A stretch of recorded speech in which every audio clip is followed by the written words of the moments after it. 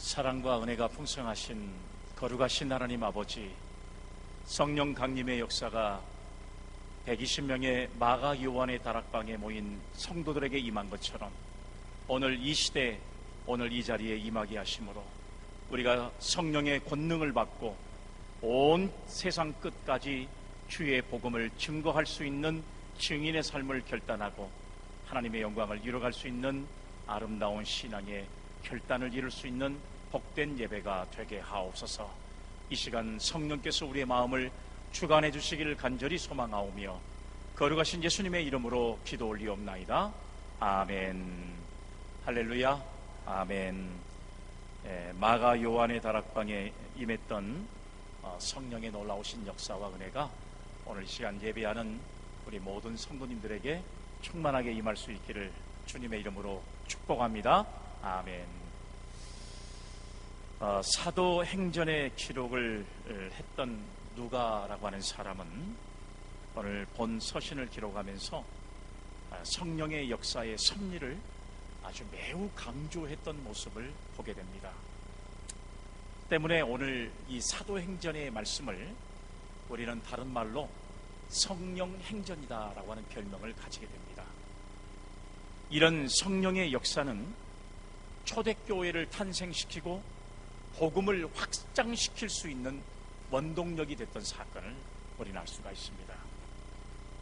오늘 본문의 말씀을 보면 이런 성령의 역사의 결정적인 사건이 바로 오순절 성령 강림의 사건입니다.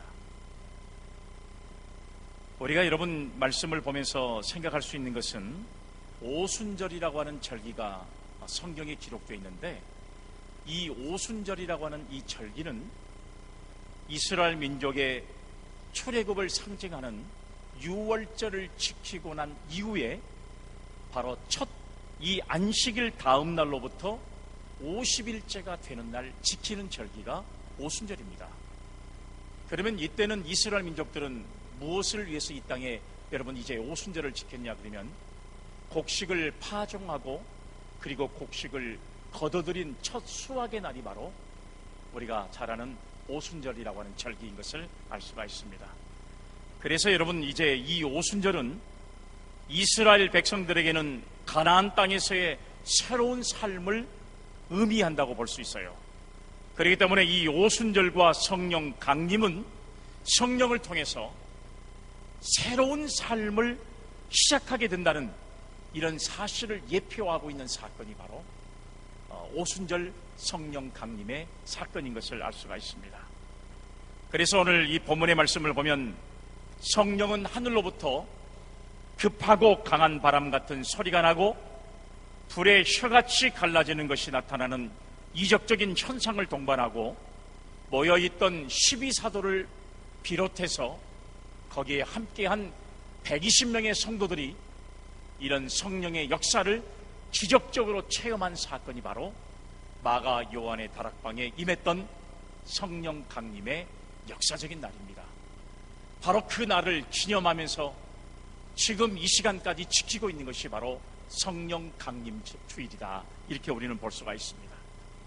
오늘 사랑하는 여러분, 성령의 강림의 역사가 급하고 강한 바람처럼 소리가 나고 불의 혀같이 갈라지는 역사를 통해 그들의 삶이 전체적으로 바꿔진 것처럼 오늘 이 시간에도 저와 여러분들이 성령의 놀라우신 역사를 경험하고 그리고 그 경험의 역사를 통해서 저희들도 성령의 충만함을 받고 우리의 신앙의 삶이 변화되고 달라지는, 그래서 여러분 이제부터라도 하나님의 영광을 이루는 증인의 삶을 살아갈 수 있는 결단이 오늘 이 예배를 통해 다시 한번 저와 여러분들에게 기원될 수 있기를 주의 이름으로 축복합니다. 아멘.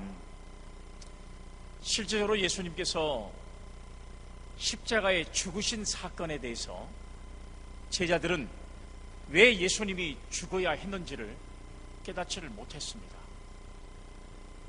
오로지 예수님을 따라다닌 그들의 목적이 바로 무엇이었냐 그러면 성공하기 위해서요. 예수님의 제자들은 거의가 대부분이 어부의 생활을 했던 사람들 아니겠습니까? 또 사람들로부터 인정받지 못하는 세리직에 있던 사람들 아니었습니까? 예수님은 능력도 많으시고 예수님은 기적도 행하시고 그리고 예수님이 가신 곳마다 수많은 사람들이 모여들었기 때문에 이런 예수님과 함께 예루살렘에 올라가면 반드시 유대인의 왕이 되어서 성공할 수 있겠다는 그들 생각밖에는 이 예수님의 제자들에게는 다른 모습이 전혀 보이질 않습니다. 그래서 예수님께서 이 엄청난 능력으로 예루살렘의 수많은 관중들이 호산나 호산나 찬송하고 예수님을 맞이할 때 완전히 자기들은 성공적인 삶을 이제 살았다고 보장했던 삶을 생각했을 겁니다. 그런데 예수님께서 무력하게도 처참하게 십자가에 처형당하시는 모습을 바라보면서 예수님의 제자들은 실망할 수밖에 없었습니다. 또한 죽은 지 3일 만에 부활하셔서 예수님의 제자들에게 나타나실 때 사람이 죽은 것으로 끝나는 게 아니라 다시 3일 만에 부활하셔서 자기들 앞에 딱 나타나시는 모습을 바라보고 당황할 수밖에 없는 그런 모습을 우리는 예수님의 제자들에게 발견할 수가 있었어요.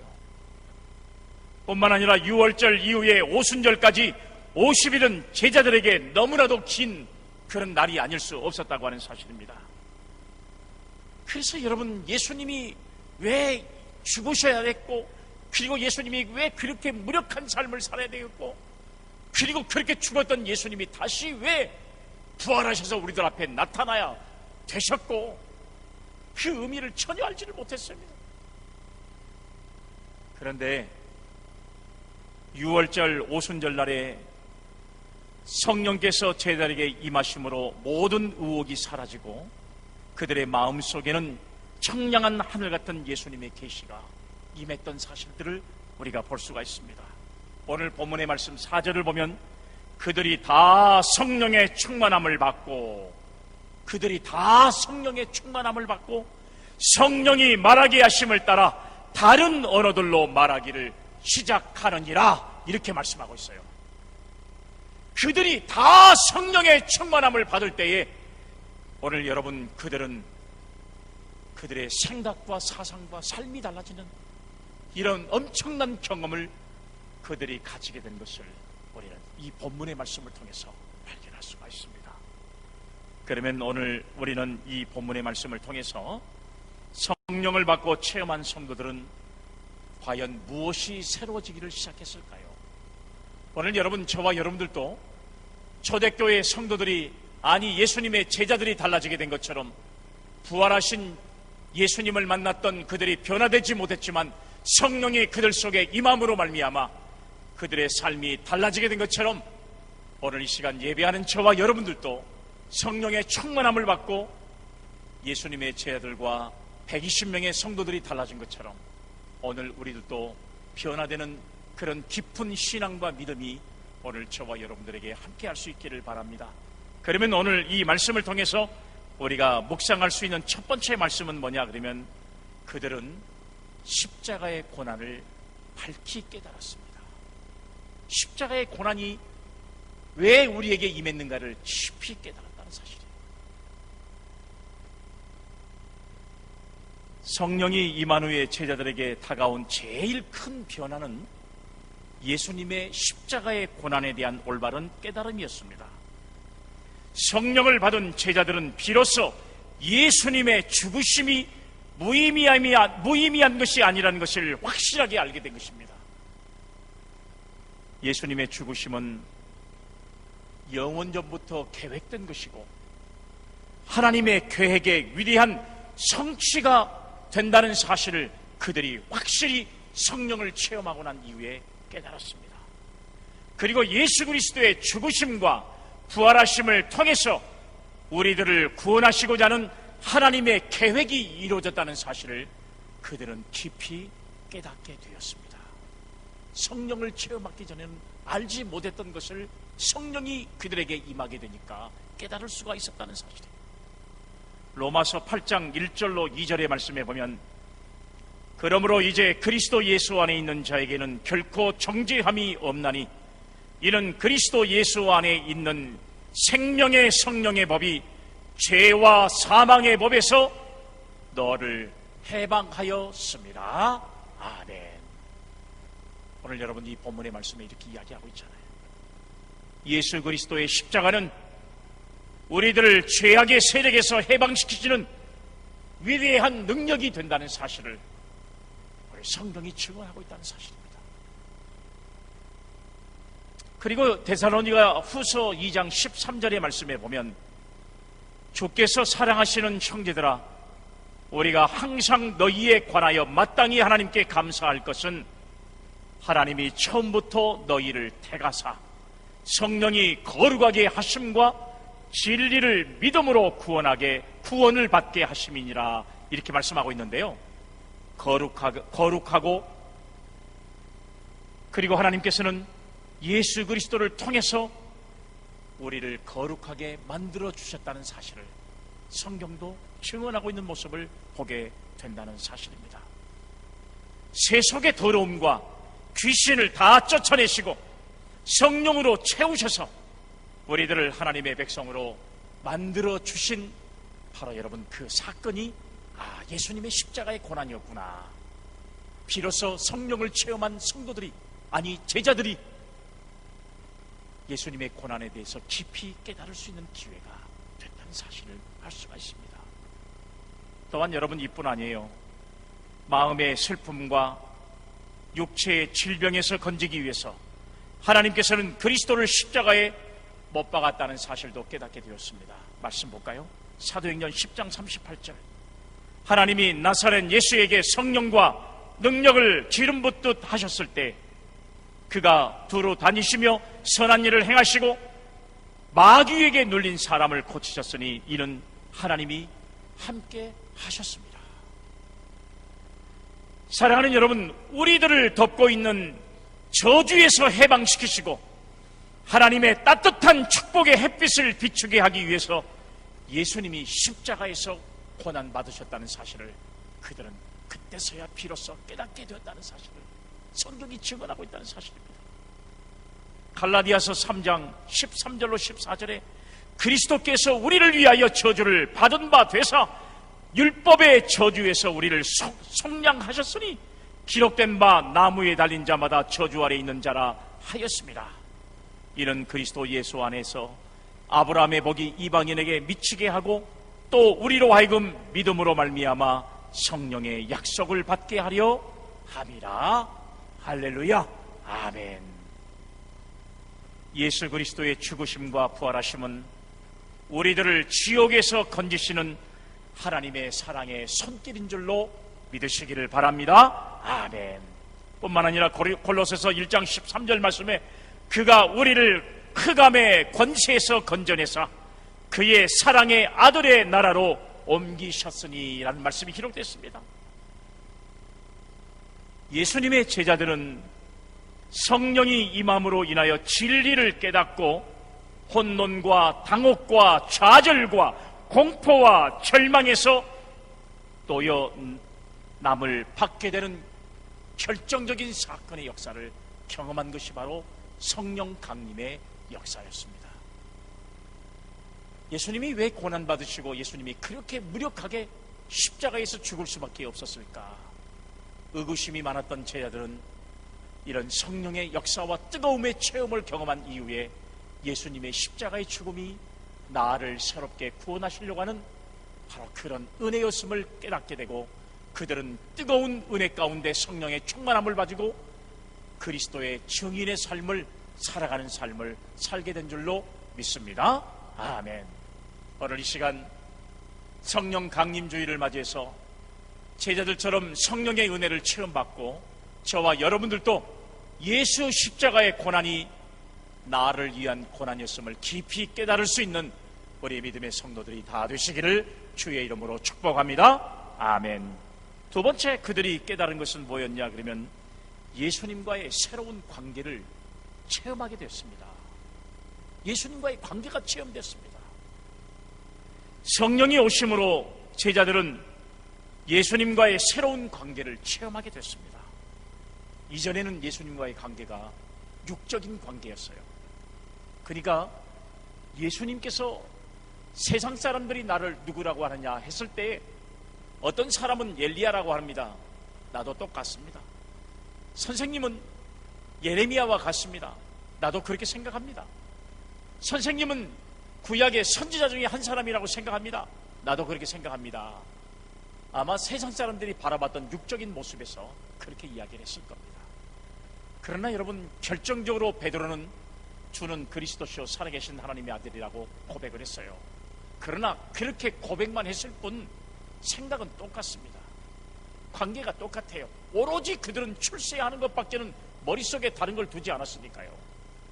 그런데 성령의 은혜를 표현하고 체험하고 난 이후에는 육적인 예수님과의 관계가 아니라 신령한 관계가 맺어진 줄로 믿으시기를 바랍니다. 아멘. 이제는 예수님께서 육으로 계시지 아니하고 성령으로 각자의 영혼 속에 들어와 계신 것을 직접 체험하게 된 줄로 믿으시기를 바랍니다. 아멘. 오늘 여러분, 우리도 예수님을 과연 무엇으로 알고 계신지 한번 생각해 보세요. 과연 여러분, 내 안에 계신 예수님은 나와 어떤 관계인지를 생각해 보세요. 그냥 육적인 관계입니까? 아니면 예수님이 내 안에, 내 영혼에 계심으로 말미암아 내가 그 피로와 그 살로 내가 주님의 귀한 자녀가 됐다는 사실을 깨닫는 믿음의 성도의 삶을 살고 있는지를 우리 자신이 돌아보는 신앙과 믿음을 가져야 한다는 사실입니다. 로마서 8장 9절 말씀에 보면, 만일 너희 속에 하나님의 영이 거하시면 너희가 육신에 있지 아니하고 영에 있나니 누구든지 그리스도의 영이 없으면 그리스도의 사람이 아니라. 영이 없으면 그리스도의 사람이 아니다라고 말씀하고 있어요. 그들은 성령의 은혜를 체험하고 난 이후에 바로 예수님이 어떤 분인가를 절실하게 깨닫게 됐다는 사실을 말씀하고 있잖아요.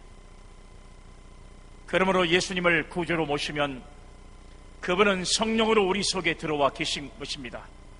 때문에 제자들은 예수님의 죽으심과 부활하심에 동참한 것을 확실히 깨닫게 된 것입니다. 예수께서 십자가에 죽으실 때 제자들 또한 함께 죽고, 예수님이 장사 지냈을 때 함께 장사 지내고, 예수님이 부활하셨을 때 예수님과 더불어 부활하고, 예수님이 하나님의 보좌의 우편에 앉았을 때 그리스도 안에서 함께 이미 보좌 우편에 앉았다는 이 놀라운 사실을 믿음으로 우리가 받아들일 수가 있다는 사실이에요. 그래서 여러분, 우리가 사순절을 보낼 때 예수님과 함께 우리의 정과 육을 십자가에 못 박았고 예수님을 바라보는 신앙과 믿음으로 우리의 삶이 새로워지기를 간절히 원합니다. 이렇게 우리가 공부하고 우리가 신앙과 고백을 이렇게 고백하는 이유가 바로 그거예요.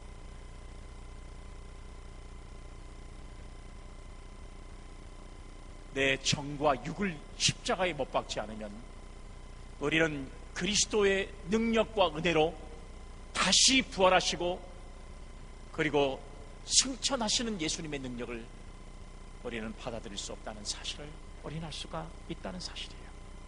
그래서 여러분, 고린도후서 5장 17절 말씀에 그런즉 누구든지 그리스도 안에 있으면 새로운 피조물이라, 이전 것은 지나갔으니 보라 새 것이 되었다라고 말씀을 우리에게 하고 있다는 사실입니다. 성령의 충만함을 받고 새로운 피조물로 태어난 제자들은 당당한 새로운 신분을 얻게 된 것입니다. 베드로전서 2장 9절로 10절 말씀에 보면 그것을 우리에게 증언하고 있잖아요. 너희는 택하신 족속이요, 왕같은 제사장들이요, 거룩한 나라요, 그의 소유된 백성이니라는 말씀을 우리에게 말씀해주고 있어요.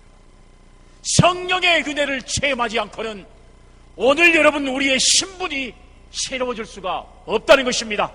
그런데 오늘 성경이 우리에게 말한 대로 누구든지 그리스도 안에 있으면 새로운 피조물이라, 이전 것은 지나갔으니 보라 새 것이 되었다고 우리에게 말씀해 주고 있지 않습니까? 우리가 성령의 은혜를 체험할 때에 사랑하는 여러분, 우리의 신분이 달라질 수 있다는 거예요. 어떻게 해요? 오늘 말씀에 너희는 택하신 역석이요 왕같은 제사장들이요 거룩한 나라요 그의 소유된 백성이니 이는 너희를 어두운 데서 불러내어 그의 기이한 빛에 들어가게 하신 이의 아름다운 덕을 선포하게 하려 하심이라. 너희가 전에는 백성이 아니더니 이제는 하나님의 백성이요 전에는 긍휼을 얻지 못하였더니 이제는 긍휼을 얻은 자이니라. 할렐루야. 아멘. 사랑하는 여러분, 예수님 안에서 신분상의 확실한 변화를 얻게 된 사람들이 바로 저와 여러분들이잖아요. 우리는 여러분 과거의 사람들이 아니에요. 새로운 사람들입니다. 새로운 신분을 얻게 된 사람들이나 마찬가지예요. 그래서 베드로후서 1장 4절에 보니까 이로써 그 보배롭고 지극히 큰 약속을 우리에게 주사 이 약속으로 말미암은 너희가 정욕 때문에 세상에서 썩어질 것을 피하여 신성한 성품에 참여하는 자가 되게 하려 하셨느니라. 할렐루야. 아멘. 우리들은 하나님의 성품에 참여하는 자가 되고 하나님의 가족이 된 줄로 믿으시기를 바랍니다. 아멘. 오늘 여러분, 우리는 이렇게 성령의 역사를 체험하고 난 이후에는 그리스도와 새로운 관계를 체험하고 이제는 우리도 하나님의 가족이 됐다는 사실을, 성령의 역사를 체험한 성도들이 경험하게 된 것처럼 오늘 이 시간 예배하는 저와 여러분들이 예수님과의 새로운 관계를 성령의 역사를 통해서 체험할 수 있기를 주의 이름으로 기원합니다. 아멘. 세 번째는요, 놀라운 기쁨을 체험했습니다. 놀라운 기쁨을 체험했어요. 오순절날 성령 강림의 제자들은 놀라운 기쁨을 체험하게 되는데 마음속에 폭발적인 기쁨을 느끼게 되었습니다. 지금까지는 경험하지 못했던 기쁨, 지금까지는 어디서도 이런 것을 생각하지도 못했던 기쁨, 우리가 이 땅에 살면서 한 번도 경험하지 못했던 기쁨, 이 기쁨을 성령이 내 속에 임하게 되니까 그것이 나도 모르는 사이에 넘치는 은혜로 역사하게 되다는 사실이에요. 시편 16편 11절 말씀 보세요. 주께서 생명의 길을 내게 보이시리니 주의 앞에는 충만한 기쁨이 있고 주의 오른쪽에는 영원한 즐거움이 있나이다. 여기 말씀에 주의 앞에는 충만한 기쁨이다. 충만한 기쁨. 뿐만 아니라 로마서 14장 17절 하나님의 나라는 먹는 것과 마시는 것이 아니요 오직 성령 안에 있는 의와 평강과 희락이라. 할렐루야. 아멘. 희락이라고 한 것이 뭐예요? 기쁨이에요. 기쁨. 기쁨이라고 하는 사실이에요. 이전에 느끼지 못했던 기쁨, 이전에 가지지 못했던 기쁨, 이런 기쁨을 오늘 우리 믿음의 성도들이 체험하게 될 수 있는 것은 바로 성령이 내 마음속에 역사해야 합니다. 이름만 기쁨 이렇게 지었다고 해서 기쁨이 있는 게 아니에요. 오늘 사랑하는 여러분, 오늘 저와 여러분들이 진실로 우리 속에 성령의 은혜를 체험할 때 나도 모르는 환희와 평강과 그리고 놀라운 기쁨을 경험할 수 있는 믿음의 성도가 될 줄로 믿으시기를 바랍니다. 아멘. 오늘 여러분, 사도 바울은 로마의 감옥에 있으면서 빌립보 교인들에게 강조하는 말씀이 뭐예요? 내가 너희에게 말하노니 기뻐하라. 내가 다시 너희에게 말하노니 뭐라 그랬어요? 기뻐하라고 말씀했잖아요. 그리고 여러분, 데살로니가 교회 성도들에게 하신 말씀이 뭐였어요? 항상 기뻐하라. 쉬지 말고 기도하라. 범사에 감사하라. 제일 먼저 항상 기뻐하라. 항상 기뻐하라. 기쁨은 놀라운 힘과 에너지를 생산하게 되어 있습니다. 그런데 성령의 역사가 일어나면 마음속에 기쁨이 넘쳐나게 되는 것입니다. 신약 성경에 보면 빌립 집사가 사마리아에서 복음을 증거할 때에 마을 사람들에게 붙었던 귀신들이 큰 소리를 지르면서 나가고 많은 병자들이 나왔더니 그 성에 기쁨이 충만했다고 성경에 기록되어 있습니다. 그렇기 때문에 예수 그리스도의 복음은 기쁨입니다. 예수님을 믿으면서도 마음속이 늘 우울하고 슬픔에 가득 차 있고 내 마음속에 평강이 없다면 이건 예수를 잘못 믿은 거나 마찬가지예요. 정말 죄송하지만 혹시 예수 믿으면서 내 마음속에 넘치는 기쁨이 나타나지 못하고 항상 괴롭고 슬프고 내가 무슨 일이 안 된 것 같은 생각이 내 속에 자꾸 나타나게 되면 죄송하지만 이런 사람은 진정으로 예수님을 영접한 사람이라고 말할 수가 없어요. 왜요? 성령의 은혜를 체험하지 못하니까. 예수님을 깨닫지를 못하고 예수님이 누군지를 체험하지를 못한 거예요. 성령의 역사가 우리 속에 임해야만 되는데 그렇게 하지 못하는 거예요. 우리의 마음이 기뻐야 일할 의욕이 생기고 어떠한 난관도 극복해 나갈 수가 있는 것입니다. 기쁨을 잃어버리면 사기가 떨어지고 아무것도 할 수가 없어요. 그렇기 때문에 여러분, 오늘 우리 속에 성령님이 주시는 기쁨을 체험할 수 있는 믿음의 성도들이 되시기를 주님의 이름으로 축복합니다. 아멘. 사도행전 4장 31절, 빌기를 다하며 모인 곳이 진동하더니 무리가 다 성령이 충만하여 담대히 하나님의 말씀을 전파했다 그랬어요. 성령이 오셔서 기쁨이 함께하면 담력이 생기고 어떠한 역경 가운데도 담대하게 복음을 증거할 수 있는 성도들이 될 줄로 믿으시기를 바랍니다. 아멘. 성령이 임해야 사랑하는 여러분, 놀라운 기쁨이 우리 속에 역사하므로 그 기쁨을 통해서 주의 복음을 증거할 수 있는 증인의 삶을 살아갈 수 있다는 거예요. 아직도 여러분 신앙생활하는 것이 두렵습니까? 힘들고 어렵습니까? 여러분들 마음속에 성령님이 역사하시는 그 능력과 은혜를 체험하실 수 있기를 주님의 이름으로 기원합니다. 아멘. 아직도 내 속에 염려하고 걱정하고 슬픔과 괴로움이 가득 차 있습니까? 성령이 우리와 함께 하심을 경험하는 여러분들 되시기를 주의 이름으로 기원합니다. 아멘. 우리의 마음속에 성령의 담대함이 들어오면 살든지 죽든지 흥하든지 망하든지 성하든지 쇠하든지 예수 그리스도를 전하는데 두려워하지 않게 되는 것입니다. 이것은 바로 성령의 역사로 이루어진다는 사실을 꼭 기억할 수 있기를 주님의 이름으로 축복합니다. 아멘. 실제적으로 여러분, 예수님의 제자들은 주로 어부들이었고, 그리고 아까 말한 대로 어리석은 세리와 같은 사람들이 거의 대부분이었습니다. 그러나 이들은 성령으로 충만해지니까 그들에게 기쁨의 에너지가 솟구쳐오르고 용기와 담력과 충성심으로 예수님을 증거하여 예루살렘에서 유대로, 또 사마리아로, 로마로, 그리고 땅끝까지 복음을 증거하고, 이 복음이 지금 오늘 이 대한민국까지 연결된 줄로 믿습니다.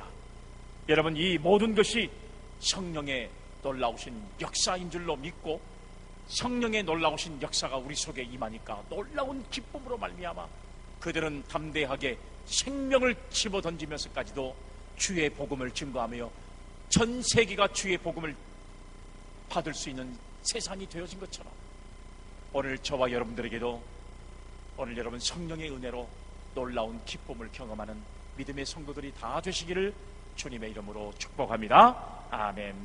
마지막 네 번째는요, 천국 복음의 증인이 되었습니다. 성령을 받고 나니까 그들은 증인이 되었습니다. 이 세상에는 거짓 증인이 있고요, 참 증인이 있습니다. 거짓 증인은 거짓말을 지어내서 사람들을 도둑질하고 죽이고 멸망시키려고 합니다. 거짓 증인은 헛된 소문을 퍼뜨립니다. 사실을 분명히 알고 진리를 말할 때 참 증인이 되는 것인데, 그러나 뜬 소문이나 자기의 상상으로 어림잡아서 증거하는 것은 이건 거짓 증인의 삶을 살아가는 것과 마찬가지입니다. 십계명 중에서 내 이웃을 거짓 증거하지 말라. 사람들이 하는 가장 큰 죄가 어떤 죄인지 아세요? 사람들이 짓는 가장 많은 죄는 어떤 죄인지 아세요? 거짓 증거하는 죄입니다. 거짓말하는 죄. 사람들이 가장 많이 짓는 죄 가운데 하나가 거짓말하는 죄예요. 거짓 증거하는 것. 이것이 사람들에게 가장 많이 짓는 죄입니다. 오늘날에 얼마나 많은 거짓 증인들이 있는지 몰라요. 자기가 체험하지 못하고 깨닫지 못하고 알지 못하는 것을 지어내서 말하고 거짓 증거하는 사람들이 얼마나 많은지 몰라요. 예수 그리스도의 제자들은 거짓 증인들이 아닙니다. 왜요? 예수님의 십자가의 고난과 죽으심을 직접 체험했고, 예수님의 부활하심을 직접 봤고, 예수님이 승천하신 것을 직접 봤고, 예수님께서 허락하신 성령의 은혜를 직접 체험한 사람들이기 때문에 보고 듣는 것을 그대로 전달한 그야말로 참 증인의 삶을 살았던 사람들이 바로 예수님의 제자들이에요. 예수님의 무덤을 지키는 병정들은요, 예수님의 시체의 무덤이 시체가 없어진 걸 보고서 거짓말을 만들어냈잖아요. 로마에서 만들어낸 거짓말을 했잖아요. 돈 받고. 그렇지만 여러분, 예수님의 제자들은 거짓말을 했습니까? 거짓말을 안 했습니다. 사도행전 5장 29절로 32절 말씀에 보면, 베드로와 사도들이 대답하여 이르되 사람보다 하나님을 순종하는 것이 마땅하니라. 너희가 나무에 달아 죽인 예수를 우리 조상의 하나님이 살리시고 이스라엘에게 회개함과 제사함을 주시려고 그를 오른손으로 높이사 임금과 구주로 삼으셨느니라. 우리는 이 일에 뭐요? 증인이요. 하나님의 자기에게 순종하는 사람들에게 주신 성령도 그러하느니라 하더라. 할렐루야. 아멘. 사랑하는 여러분, 오늘 여러분 예수님의 제자들은요, 이 일의 증인이라고 말씀하셨습니다. 내가 직접 목격했다는 사실입니다. 오늘 여러분 그렇게 예수님의 정말 복음의 증인이 되었던 모습은 성령의 은혜를 체험하고 난 이후에요. 예수님이 죽고 난 이후에 예수님의 제자들은 다 벌벌 떨고 다 숨어버렸어요. 죽을까봐 벌벌 떨었습니다. 예수님이 부활했다는 소식을 듣고도 예수님에게 쫓아오는 제자들이 없었어요. 다 자기의 고향으로 가버리고 엠마오로 떠나버리고 그런 상황이었지만, 예수님의 성령의 은혜를 체험하고 난 이후에는 그들은 천국 복음의 증인이 되었습니다. 로마가 절대 예수 그리스도에 대해서 증언하면 죽인다고 해도 우리가 이것을 보고 들었는데 어떻게 이 일에 내가 증거할 수 없냐? 나는 이 일의 증인이라고 목숨을 내놓고 하나님의 말씀을 증거했던 사람들이 바로 여러분 예수님의 제자들이었던 것을 알 수가 있습니다.